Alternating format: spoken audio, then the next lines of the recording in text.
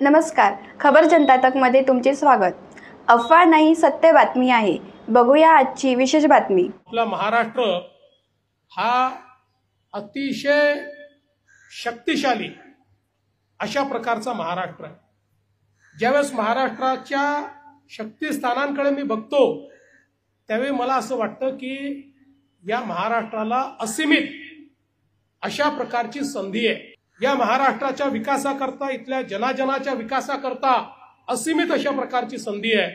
आणि म्हणूनच आम्ही सगळे, मी असेल, अजितदादा असतील, आमचे एकनाथरावजी शिंदे साहेब असतील, किंवा मंत्रिमंडळातले आमचे सगळे सहकारी असतील, किंवा मार्गदर्शन करणारे सगळे नेते असतील, आम्ही सगळे हाच प्रयत्न करतो की आपल्या हातून एक बलशाली, एक सक्षम आणि शेवटच्या माणसापर्यंत विकास पोचलेला महाराष्ट्र आपल्याला कसा तयार करता येईल याकरताच आमचा सगळ्यांचा प्रयत्न आहे।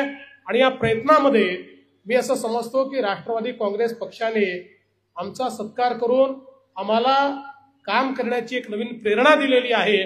त्याबद्दल मी आपल्या सर्वांचे मनापासून आभार मानतो। खरं म्हणजे सगळेच माजी मुख्यमंत्री आले असते तर अधिक आनंद झाला असता, कारण हा मंच तसा राजकीय नाहीये।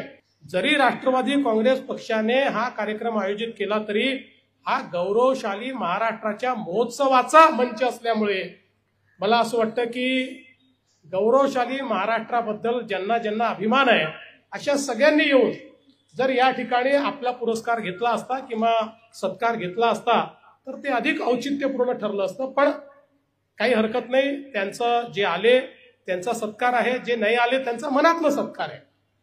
कोणाचाच या ठिकाणी काही अडचण नाहीये। मी पुन्हा एकदा दादा आपलं, तटकरे साहेब आपलं आणि संपूर्ण राष्ट्रवादी काँग्रेस पक्षाचं मनापासून आपले आभार मानतो। आणि खरं म्हणजे राणेसाहेब आणि अशोकराव आपल्या भाषणापूर्वी या ठिकाणून जाणं हे औचित्याला साधून नसलं तरी आपल्याला कल्पना आहे, कारण आपण दोघेही माझ्यापेक्षा सिनियर मुख्यमंत्री आहात, त्यामुळे मुख्यमंत्र्यांना कार्यक्रमांना जावं लागतं।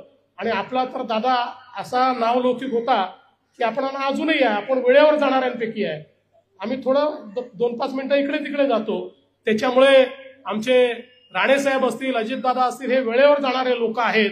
आणि म्हणून पुढच्या कार्यक्रमाला जो वेव्हच्या संदर्भातला कार्यक्रम आहे त्याला मला जायचं असल्यामुळे या मंचाची मी माफी मागतो, पुन्हा एकदा आभार व्यक्त करतो।